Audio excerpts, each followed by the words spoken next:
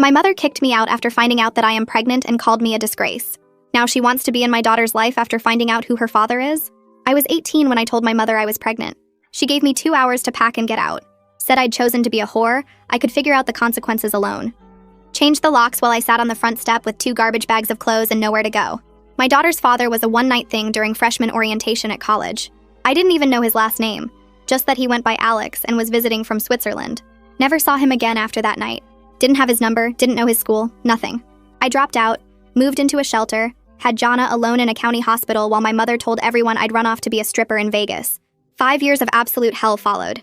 Waiting tables at a diner where customers grabbed my ass for $2 tips. Living in a studio apartment with black mold and roaches. Jana sleeping in a dresser drawer because I couldn't afford a crib. Food stamps, WIC appointments, walking 4 miles to work because the bus didn't run that early. My mother lived 20 minutes away in her 4-bedroom house. Never called, never visited. Told family I was dead to her. My sister Denise would secretly meet me at parks, bring Jana clothes from consignment shops, but she was too scared to do more. Mom had threatened to cut her off too if she helped me. I made it work though. Got my GED through an online program while Jana slept. Started community college when she turned 3. Found better waitressing jobs, saved every penny, moved us to a safer apartment. Jana was brilliant, funny, started reading at 4, could do basic math before kindergarten. Everything I did was for her. Last month, a man walked into the restaurant where I worked. Expensive suit, Swiss accent, kept staring at me. Finally asked if I'd gone to State University 5 years ago. My heart stopped. It was Alex, but now he went by Alessandro Moretti. His family owned a luxury hotel chain across Europe.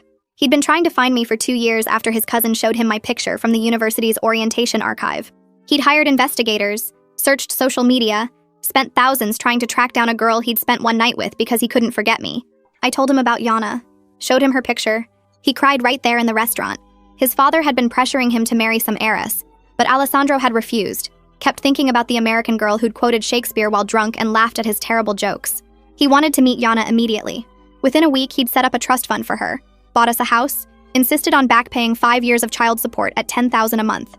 His family flew in from Switzerland, embraced Jana like she'd always existed, showered her with presents and affection. That's when my mother reappeared. She showed up at my new house with flowers and tears, saying she'd been wrong, she'd missed us so much, family should forgive. The neighbors had told her about the Mercedes in my driveway, the Swiss license plates, the delivery trucks from high-end stores. She'd done her research, found out exactly who Alessandro was, what his family was worth. She wanted to be part of Jana's life now that Jana came with a trust fund and Swiss finishing school potential. I let her in, let her talk. She went on about second chances, how young I'd been, how she'd only wanted what was best. Then she saw Jana's picture with Alessandro's family at their Swiss estate